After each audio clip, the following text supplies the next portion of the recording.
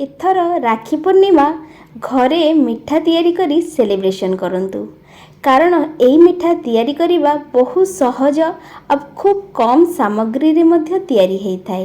एही मिठार ना होची छेना मुड़की जहाँकि आम ओडिशार भद्रक जिलार प्रसिद्ध मिठा।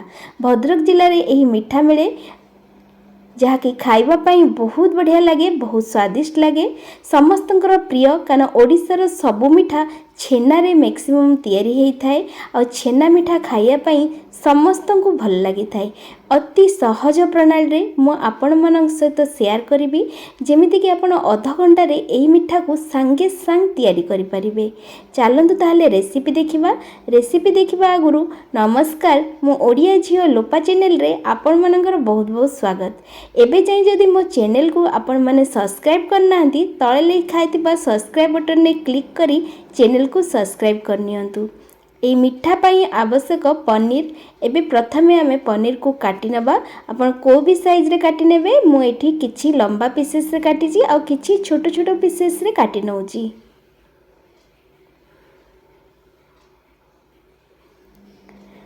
पनीर काटला परे गोटे बाउल रे चीनी नै जाउची सीरा प्रस्तुत करिया पाई।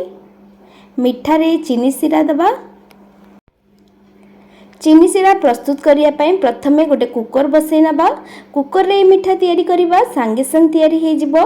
कुकर को गरम हवा पाई दबा। गरम कुकर रे एही चीनी को पकै नबा और फ्लेवर आसिया पाई मु एथिरे 3टी अलैच पकैची जहार चोपा को टिके खोला कर देची ताकि ता स्मेल पूरा मिठा रे आसी जिवो।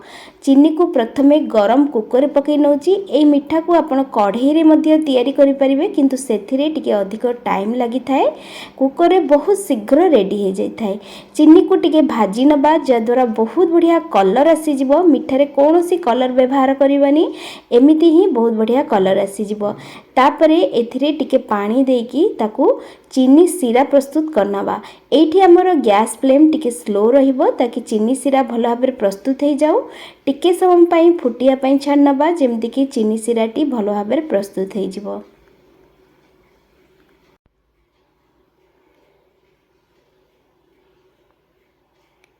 चीनी सीरा प्रस्तुत हो गला परे आमे एथिरे पनीर रो पीसेस गुडी को पकेई नबा।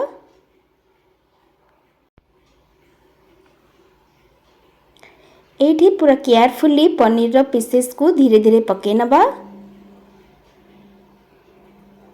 चीनी सीरा पूरा फुटिबा को लागि छी और सेथिरे पनीर रो पीसेस गुडी को पकेई नउची।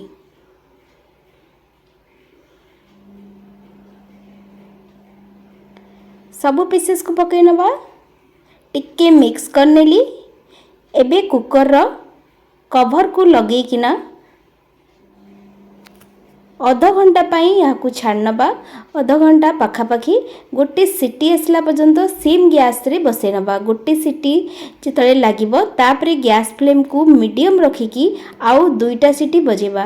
दुईटा सीटी हे गला परे गैस को ऑफ करिकी मिठा को बाहर करनबा। हे देखंतु गैस जितले ऑफ करनेली टिके ठंडा हे गला तापरे मिठा बाहर करनेली।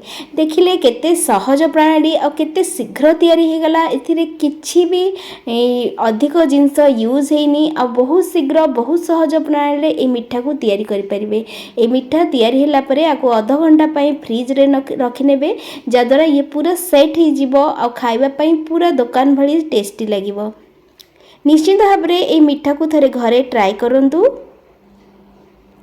अति सहज उपाय रे ए मिठा तैयारी करंतु।